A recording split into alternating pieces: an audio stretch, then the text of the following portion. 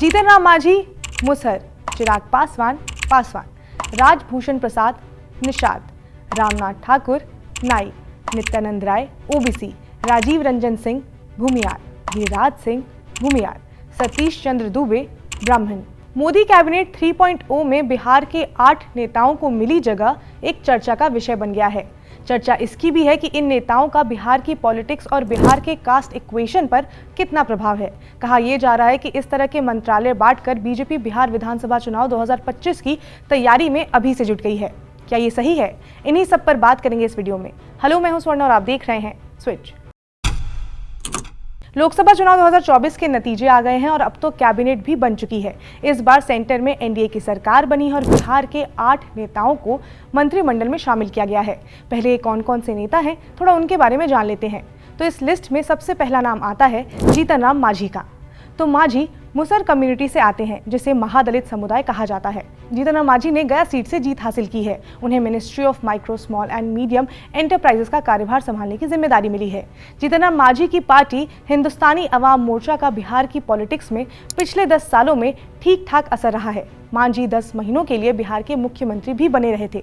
इसके अलावा उनके नेताओं ने बिहार में एनडीए की सरकार बनाने में भी मदद की है। बिहार में नीतीश कुमार ने सोशल इंजीनियरिंग करके दलितों में जो महादलित वोट बैंक तोड़कर निकाला, मांझी उसको प्रभावित करने की पूरी क्षमता रखते हैं। बिहार के सबसे पिछड़ी आबादी वाले महादलितों के लिए मांझी का एक समय में सीएम बनना और अब केंद्रीय मंत्री बनना बेहद गर्व की बात है। राजनीतिक विश्लेषज्ञों का यह भी कहना है कि इससे बिहार में 2025 में जो विधानसभा के चुनाव होने वाले हैं, उसमें एनडीए को इसका फायदा भी हो सकता है। अब आते हैं चिराग पासवान पर, जो लोक जनशक्ति पार्टी से आते हैं, जिन्होंने इस बार हाजीपुर सीट से जीत हासिल की है। उनके पिता रामविलास पासवान के निधन के बाद जब उनकी लोक जनशक्ति पार्टी को चाचा पशुपति पारस ने तोड़ दिया, तब सवाल ये उठ रहे थे कि क्या चिराग पासवान इसे कभी रिकवर कर पाएंगे। हालांकि 2024 में चिराग ने न सिर्फ चाचा से पार्टी वापस ली, बल्कि उन्हें एनडीए के तहत मिली 5 लोकसभा सीटों पर जीत भी हासिल की, बल्कि बिहार के बड़े दलित नेता बनकर भी वो उभरे। उनके पिता रामविलास पासवान बिहार के दिग्गज दलित नेता रह चुके हैं। उन्हें तो देश की राजनीति का मौसम वैज्ञानिक भी कहा जाता था।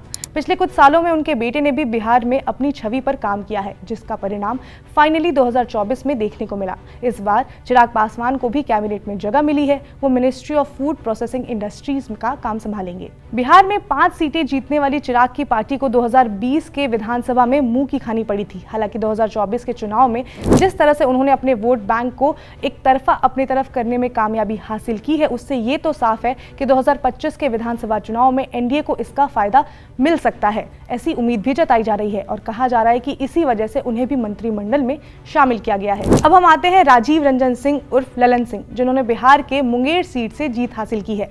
ललन सिंह बिहार के बड़े भूमियार नेता हैं, जो जेडीयू पार्टी के प्रेसिडेंट भी रह चुके हैं। नीतीश कुमार के कैबिनेट में भी उन्होंने स्टेट मिनिस्ट्री का कार्यभार संभाला था और अब उन्हें सेंटर में मिनिस्ट्री ऑफ पंचायती राज का कार्यभार जो है वो मिला हुआ है। वैसे तो बिहार में भूमियार की आबादी जो है वो मुश्किल से मुट्ठी भर है। हालांकि ललन सिंह की ये जाति अपने सामाजिक दबदबे के लिए जानी जाती है। ऐसा माना जाता है कि अपने मुट्ठी भर वोट की जगह ये अपने पूरे इलाके का वोट ट्रांसफर करवाने का काम भी कर सकते हैं। फिर आते हैं बिहार के बड़े निषादेता राजभूषण प्रसाद पर, जो पेशे से एक डॉक्टर हैं और वो मलाह कम्युनिटी से आते हैं, जो बिहार के एक्सट्रीमली बैकवर्ड क्लास का एक समुदाय है।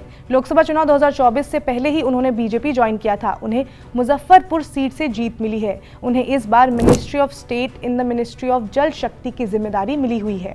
हाल के समय में मुकेश साहनी भी बिहार के मल्लाहों के एक बड़े नेता के तौर पर उभरे हैं। वो भी नीतीश कुमार की तरह पलटी मारते रहते हैं। इस चुनाव में पलटी मार कर वो इंडिया गुट के साथ आ गए थे। हालांकि उनकी पार्टी एक सीट भी नहीं जीत पाई थी।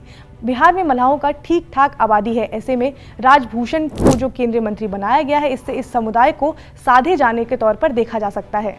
फिर आते हैं गिरिराज सिंह, जिन्हें मिनिस्ट्री ऑफ टेक्सटाइल्स की जिम्मेदारी मिली है। गिरिराज सिंह बीजेपी के लिए बिहार में बड़ा हिंदू चेहरा भूमियार नेता हैं, जो बेगूसराय से चुनकर आए हुए हैं। इससे पहले भी उन्होंने कैबिनेट में मिनिस्ट्री संभाली हुई है। गिरिराज सिंह बिहार बीजेपी का बड़ा चेहरा रहे हैं। भूमियार होने की वजह से उन्हें बिहार के कथित अपर कास्ट के नेताओं के बीच भी बड़ा चेहरा माना जाता है। फिर आते हैं सतीश चंद्र दुबे, जो राज्यसभा के सांसद हैं। सतीश चंद्र दुबे को बिहार का बीजेपी का बड़ा ब्राह्मण चेहरा बताया जाता है। 2019 में उन्हें टिकट नहीं दिया गया था। फिर बाद में 2022 में उन्हें राज्यसभा भेज दिया गया और अब उन्हें सेंटर में minister of state in the ministry of coal and minister of state in the ministry of mines का कार्यभार मिला हुआ है। इस चुनाव से पहले अश्विनी चौबे भी बिहार में बीजेपी का बड़ा ब्राह्मण चेहरा हुआ करते थे। हालांकि एक सांसद और मंत्री के तौर पर उनका प्रदर्शन बेहद बुरा होने की वजह से पार्टी ने उनका टिकट जो था वो काट दिया था। भूमिहारों की तरह बिहार में भले ही ब्राह्मणों की आबादी कम है, लेकिन सामाजिक रूप से मजबूत होने की वजह से वो चुनाव को प्रभावित करने की पूरी क्षमता रखते हैं और इसी क्षमता की वजह से मंत्रालय में उन्हें जो जगह मिली है इसे जोड़ तोड़ कर देखा जा रहा है। फिर हम आते हैं नित्यानंद राय पर, जो यादव नेता हैं और वो बिहार के उजियापुर लोकसभा सीट से चुनकर आए हुए हैं, जिन्हें इस बार ministry of state in the ministry of home affairs का कार्यभार मिला हुआ है। बिहार में यादव एक डोमिनेंट कास्ट है। ओबीसी कैटेगरी वाले इस कास्ट की न सिर्फ सामाजिक और आर्थिक स्थिति बेहतर रही है, बल्कि आबादी भी इतनी ज्यादा रही है कि लालू की पार्टी को सत्ता में करीब 15 साल बने रहने के पीछे इन्हें एक बड़ा फैक्टर बताया जाता है। ऐसे में एनडीए के लिए लालू के इस वोट बैंक को साधना भी अहम हो जाता है। इसके बाद इस लिस्ट में हम आगे बढ़ते हैं और आते हैं रामनाथ ठाकुर की तरफ, जो बिहार के पूर्व मुख्यमंत्री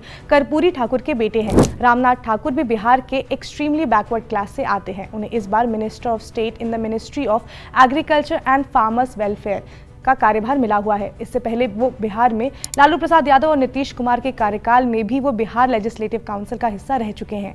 और उनके नाम के साथ अगर आप जीतन राम मांझी को लेकर चिराग और इस लिस्ट में नित्यानंद राय जैसे नामों को जोड़ लें तो आपको बिहार के ज्यादातर बड़े समीकरण साधते हुए नजर आएंगे। अब अगर हम बिहार के जातीय समीकरण को समझेंगे तो तस्वीर और साफ हो जाएगी। 2022 में बिहार में कास्ट सेंसस करवाया गया था, जिसकी रिपोर्ट जो थी वो 2023 में आई थी। इसके हिसाब से बिहार में अगर अदर बैकवर्ड क्लासेस, ओबीसी और एक्सट्रीमली बैकवर्ड क्लासेस, ईबीसी को मिला दिया जाए तो आबादी करीब 63% हो रही थी। रिपोर्ट के हिसाब से बिहार में एक्सट्रीमली बैकवर्ड क्लासेस की आबादी जो है वो 36.01% है। अदर बैकवर्ड क्लासेस की आबादी 27.12%।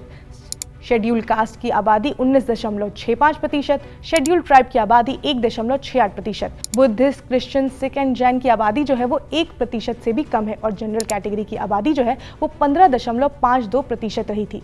ओबीसी और ईबीसी को मिलाकर आबादी 63% और अगर इसमें हम दलित और आदिवासियों की आबादी भी जोड़ दें तो बिहार की पॉपुलेशन का करीब ये 85% हिस्सा होगा। ऐसे में मांझी को लेकर पासवान और नित्यानंद राय तक को मंत्री बनाकर इसी 85% को साधने की कोशिश की गई है। इसी 85% का हिस्सा राज्य के सीएम नीतीश कुमार भी हैं, जो ओबीसी की कुर्मी जाति से आते हैं। वैसे तो जातीय जनगणना के बाद एक बार फिर से बिहार में 85 वर्सेस 15 की पॉलिटिक्स काफी ज्यादा चर्चा में आ गई है। हालांकि ये कहा जा रहा है कि दो भूमिहारों और एक ब्राह्मण को मंत्री बनाकर एनडीए ने बाकी के 15% को भी एक संदेश देने की कोशिश की है कि एनडीए के इस कैबिनेट में सबके लिए जगह है। लेकिन बिहार और यूपी समेत पूरे देश में जातियां जिस हद तक बटी हुई हैं, उसकी वजह से सबको खुश कर पाना किसी भी राजनीतिक पार्टी या गठबंधन के लिए असंभव है। ऐसे में देखने वाली बात यह होगी कि 2025 में बिहार में जो विधानसभा के चुनाव होने वाले हैं उसमें 243 सीटों में एनडीए को कितनी सीटों पर जीत मिलती है। इस पर आपकी क्या राय है, आप हमें कमेंट सेक्शन में जरूर बताइएगा और हमें यह भी बताइएगा कि बिहार में जिन नेताओं को एनडीए की सरकार में मंत्री पद मिले हैं उसकी वजह से आने वाले चुनाव में इन्हें कितना फायदा मिलने की संभावना है। फिलहाल के लिए इतना ही। अगले वीडियो में मैं मिलूंगी स्वर्णा। आप देखते रहिए, तब तक स्विच।